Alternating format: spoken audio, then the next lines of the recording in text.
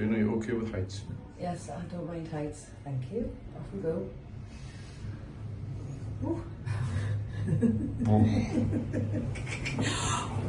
Oh my God, keep looking. Oof.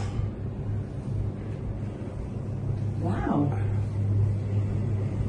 Oh, can I look over Oh, there? bloody hell. How'd you do it? Yuck. I can't look. Hello.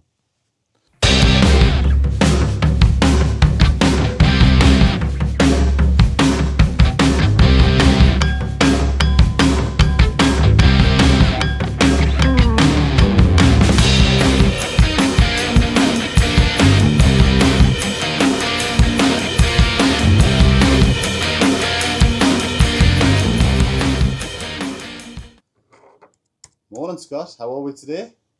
Morning, Anthony. I'm very well, thank you. Are you all right? Yeah, not bad, thanks, not bad. Happy Monday. Happy Monday. Good weekend? Yeah, it was lovely, thanks. Did nout. Oh, did you? Yeah, it was one of them. It was fantastic. Yeah, I did very little. What's the plan? What's happening? So we've got, just checking my little diary here, got a podcast today at 2 o'clock with Dealerway. Right. So we do them weekly and we get guests on from the motor trade and we talk all about the motor trade for an hour and have a good old moan. But we'll get some good guests on, they're really good. So that's at 2 o'clock today and that's on the YouTube channel Dealerway for the podcast. And I think we've done about 40 now. You went into double digits, like. Yeah, we've done a lot, so that's good. Price checking stock, I'm doing that this morning, where we'll always price check the stock. How often do you price check the stock, Scott? Well, because I've got mental problems, I probably check it every day, and I just check that it's all price to market. They call it price to market, making sure our prices are right for the standard of prep that we do. So I check them every day. Sometimes in the motor trade, people will go 30 days and then drop the price. They do 60 days, drop the price, and 90 days and drop the price. So it just depends on the business model. A lot of the main dealers will follow a pattern like that, but independents can be a little bit more aggressive. We've started doing deliveries, which were launched last week. So we're now doing nationwide deliveries, which is something we didn't really want to do because we like customers coming to see us and having a chat and meeting people. But there are people out there who just want to press a few buttons and get a conversation going and get their car delivered to the house.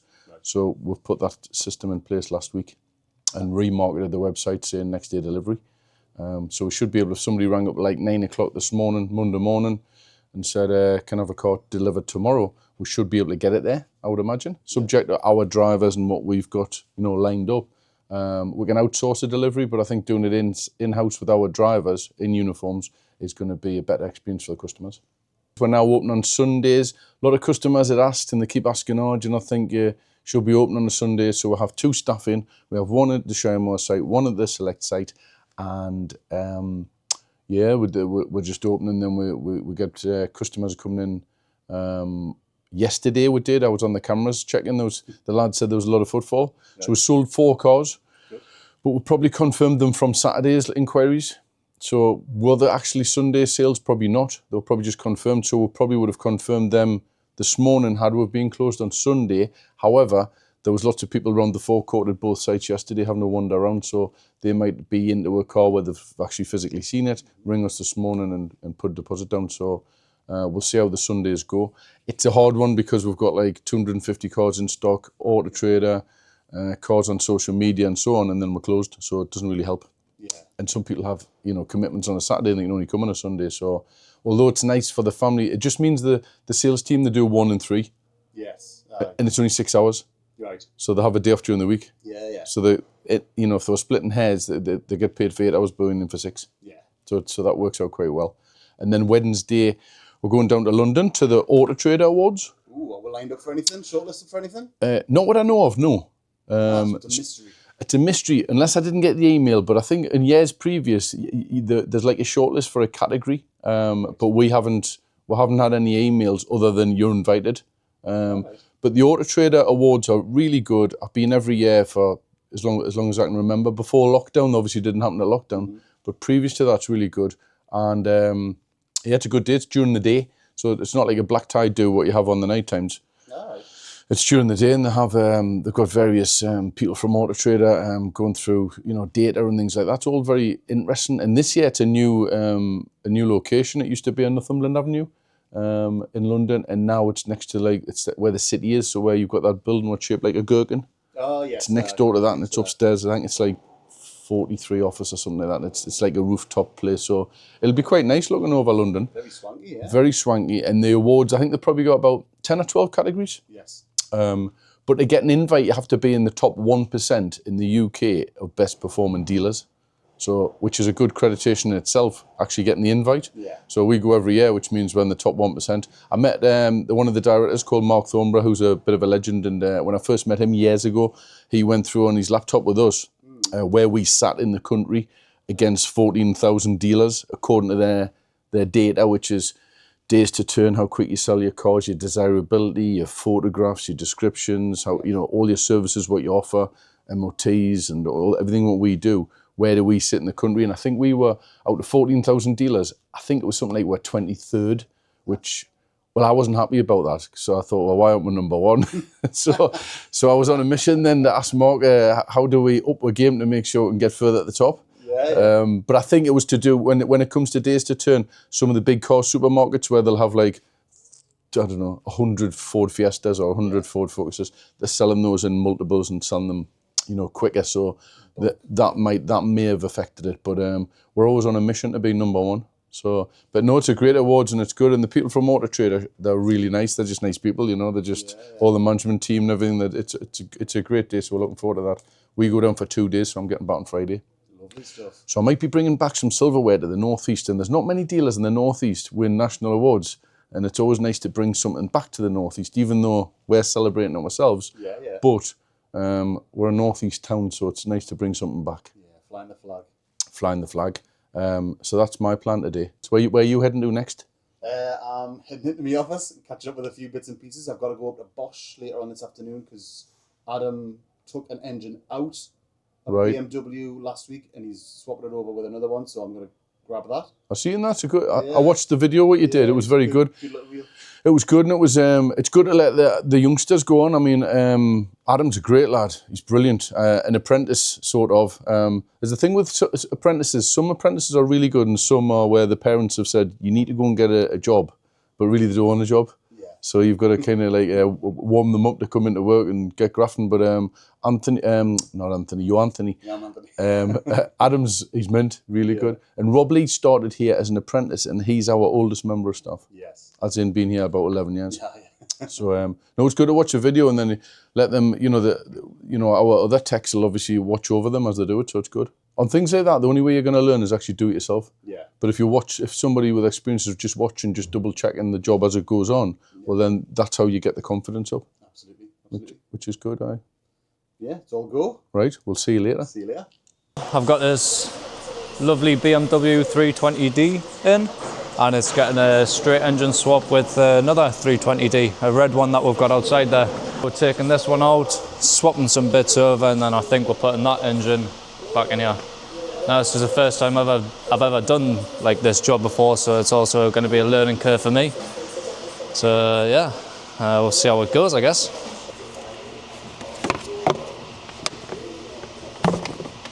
Alright, there's the airbox out.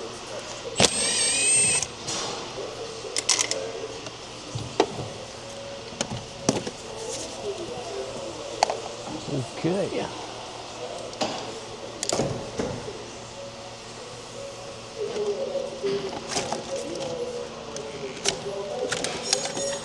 ECU.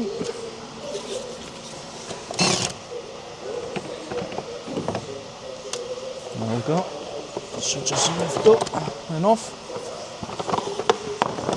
Put the ECU in there so we don't lose it. Don't want to lose that. So a couple of things you want to be doing before you do other bits. Yeah. Drain the AC. Aye. Because the AC compressor is going to be coming out with the engine. Yeah. So just there probably won't be any gas in it, but there might be. So you need to drain it anyway because you don't want to release it into the environment because that's a hazard and against the law. Yeah. But then you just undo. Once that's done, you want to take off the two T30s, pop them out, leave the wiring on. Right. Try and cover up, get some bungs for them. Intercooler pipe off there. Yeah. intercooler pipe off of the turbo, put them to one side, then coolant pipes. Now these are real pain in the backside to get off because they sort of tend to seize on. Right. And so just be a bit careful doing it, because when that pops off, they just remain stuck. So some WD-40 and a bit of love and hope. But remember, it's because it gets hot and cold, it's brittle plastic, so just be careful. If you want some help with that, then I'm happy to do it. Yeah. So that's it, really. So now we're going to send it up, drop the coolant, and then drop the oil, come back down, take off all these pipes here, these coolant pipes, and yeah, intercooler pipe right here, and yeah, we'll go from there. Oh, that's good. That's good. You're a natural. You're a natural. There she was, all coy and shy. Right. For the purpose of the camera, can you just give me your name and the car that you've bought today, please? I'm Helen Thompson, and this is my new Range Rover Sport. Thanks very much. And what made you start looking for a new car in the first place, Helen? I needed a car with a bit more boot space for my dogs. Perfect, yeah? As good a reason as any? I've driven Range Rovers for the last 15 years, and I like the size and the presence that the Sport has. It's a very comfortable car to drive, and it was just time to upgrade from the Evoque. Redgate Lodge had the car, it was available. I arrived unannounced, took it out for a test drive and bought it the same day. So here we are. We're about to head off in the inaugural Redgate Lodge ride out on our fantastic cycle to work Redgate Lodge bicycles. Myself, Andrew, and Lee are going out for a ride up the coast and a couple of pints on the gaffer. I'll update you when we get to our next port of call. Thank you! Pit stop number 1 on the ride out is St Mary's Lighthouse. Pit stop number 2, North Shields Fish Quay. Apparently famous for fish or something like that, I don't know. Not the most picturesque part of town, I think you'll agree. However, on a weekend when the sun's out, this road's normally very busy with people who are wanting to get a little bit of ale inside of them. People like Lee, who's having a pint of Paul Weller. I'm on the Guinness, because I'm a proper gadgie. So that concludes the inaugural Redgate Lodge ride out cycle ride. A lovely day out for the people who turned up. I won't name and shame those who didn't turn up. Where the hell were yous?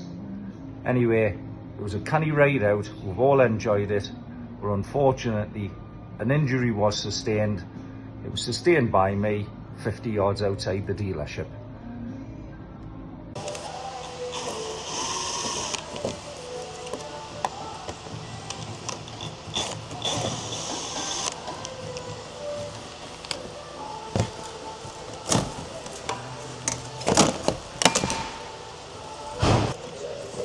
I think this under tray has seen better days.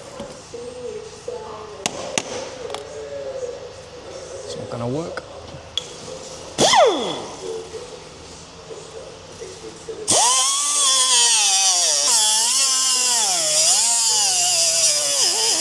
Being stubborn. Is it not? Do you mean have a go at it? Hi. There you go.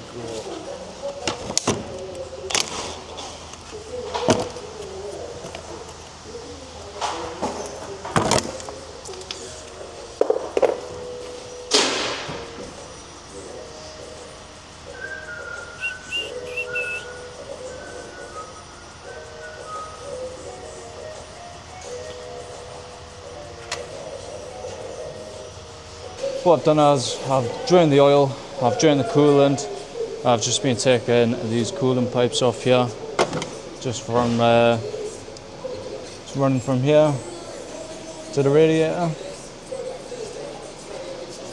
So yeah, I've just been taking all them off. Took a charge air cooler off as well, there. Took the turbo one off as well. coolant bottle out. So yeah, just continue to take these pipes off. And these are sometimes prone to snapping, so hopefully that isn't the case today. Nice. Nice.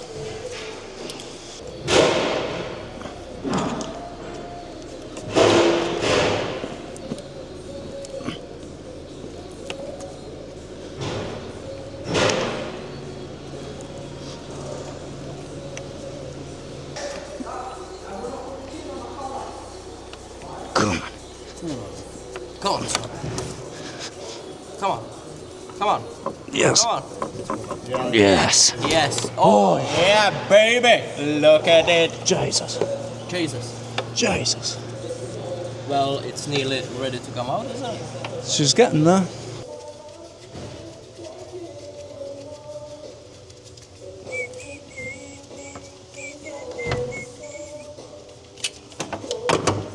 Hey.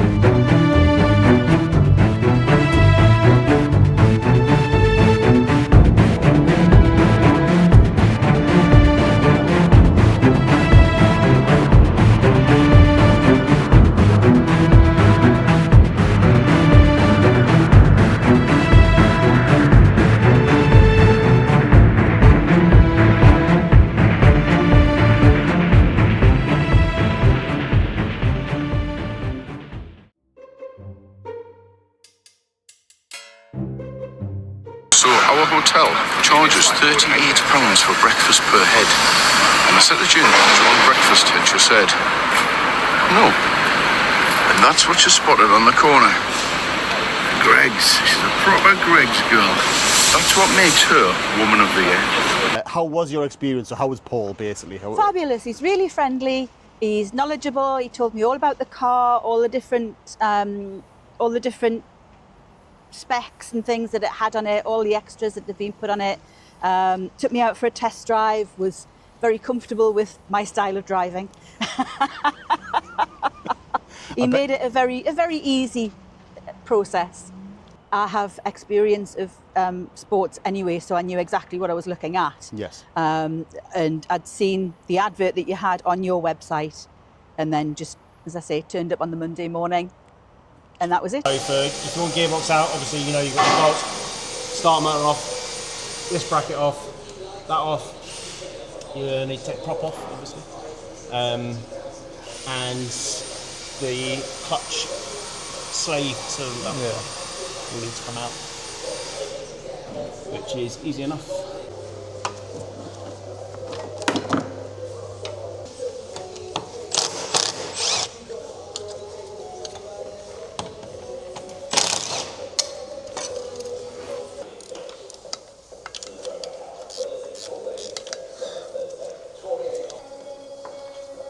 Still trying to get a gearbox, so I'm just trying to figure out whether I unplug this from the top. So once I start taking the bell housing bolts down, I can drop the gearbox down slightly and maybe take this wiring out, or I think that's what we're going to do. Is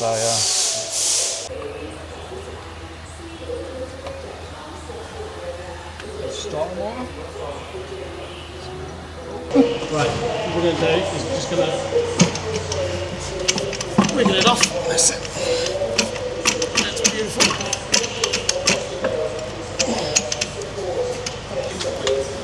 So drop it down a smidge. Just a touch. And then you're going to want to push it back a little bit more. That's it. Just because you need the input shaft to stop with the.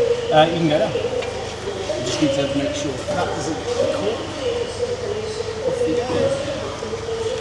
You keep an eye on that end, I'll keep an eye on this end, I'll hold it as well.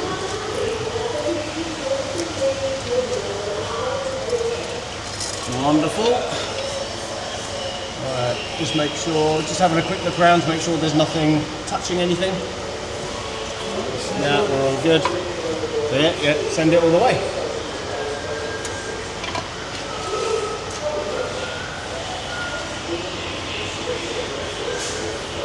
One gearbox. Yeah.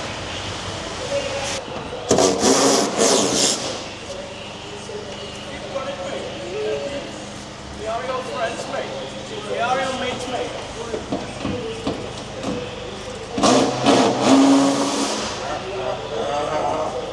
You ready, mate? I'm ready, mate. Woohoo!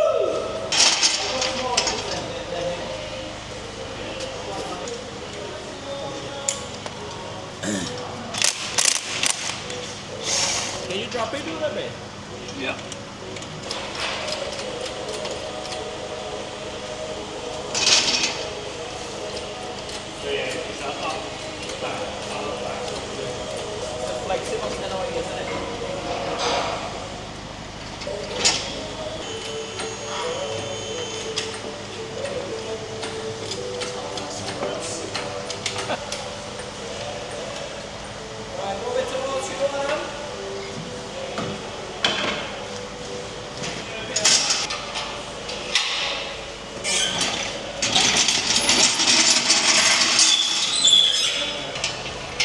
Good job. Last attack in the making, aren't you? It was a mint job. I love it. Yeah, I can't wait to do more. But it was a bit challenging, but yeah, I'm very happy with that. My husband also bought a car from Redgate Lodge 2 years ago, and we've been very happy with the service they've provided since then. Bought the service plan with it. It's been easy to book it in for services, easy to collect it. It hasn't cost us, you know, an extortionate amount of money or anything. The service that has been provided has been exceptional. Thank you. Thanks all for watching. Hope you like and subscribe, and see you in the next one. Bye.